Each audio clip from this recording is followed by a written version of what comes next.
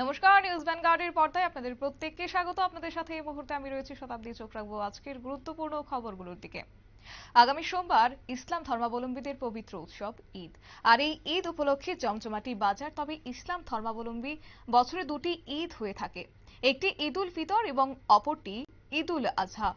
এবারের যে ঈদ, এটা ঈদ উল আজহা নামে পরিচিত। এই ঈদ উল আজহা উপলক্ষে বক্সনগর মিনি স্টেডিয়ামে জমজমাট এবং শান্তিপূর্ণভাবে পশুর হাট সম্পন্ন হয়েছে। এই পশুর হাট সুশৃঙ্খল এবং শান্তিপূর্ণভাবে করার জন্য বিধায়কের নির্দেশেই পূর্ব থেকেই প্রস্তুতি নেওয়া হয়েছে।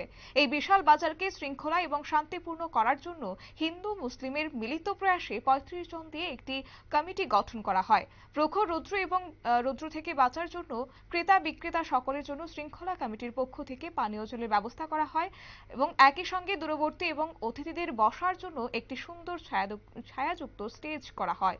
সকাল ৭ ঘটিকা থেকে এই পশুর হাট শুরু হয়েছে। রাজ্যের বিভিন্ন প্রান্ত থেকে সকাল থেকেই গবাদি পশু নিয়ে আসেন পশু বিক্রেতারা। আর এই পশুর হাটে গরু ছাড়াও বকরি এবং ছাগল বাজারে এসেছে। ইসলাম ধর্মাবলম্বীদের ঈদ উল আজহাকে কেন্দ্র করে নবী রাসূলের জামানা থেকেই কুরবানি প্রথা চালু হয়ে আসছে এবং একে কেন্দ্র করে জমজমাটি বাজার আজ পরিলক্ষিত হয়েছে। কি বলছেন তারা, শুনুন। আগামী 17 তারিখ সোমবার সারা পৃথিবী মুসলিম ধর্মাবলম্বী যারা আছেন তাদের ঈদ উল আজহা, সে উপলক্ষে আজকে বক্সনগরে খেলার মাঠে যে পশুর হাট বসেছে, সেই পশুর হাট আমার মনে হয় আজ থেকে 15-20 বছর ধরে আজকের যে গরুর হাট এত জমেছে বা পশুর হাট এত সুন্দর জমেছে, প্রচুর মানুষের সমাগম, একটা আনন্দ উল্লাসের মাধ্যমে এই পশুর হাট বক্সনগর হতে চলেছে। আজকে আমরা এখানে ভিজিট করতে এসেছি। আমার সাথে আমাদের বক্সনগর বিডিও সাহেব আছেন, আমাদের আরও সমাজসেবী জিমুল হক আছেন, এখানে আছেন নজরুল ইসলাম সাহেব। আমরা সবাই মিলে এই গরুর হাট যাতে বা এই পশুর হাট যাতে সুন্দর এবং আনন্দদায়ক হয়, যার জন্য মানুষকে উৎসাহিত করার জন্য আজকে আমরা এখানে উপস্থিত হয়েছি।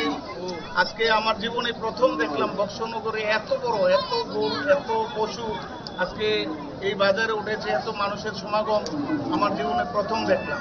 প্রতি বছর হয়ে থাকে, কিন্তু এত বড়, এত জাঁকজমক এইবারে প্রথম হয়েছে বক্সনগরের মধ্যে। ঈদ উপলক্ষে অগ্রিম এলাকাবাসীকে কি বার্তা দেবেন?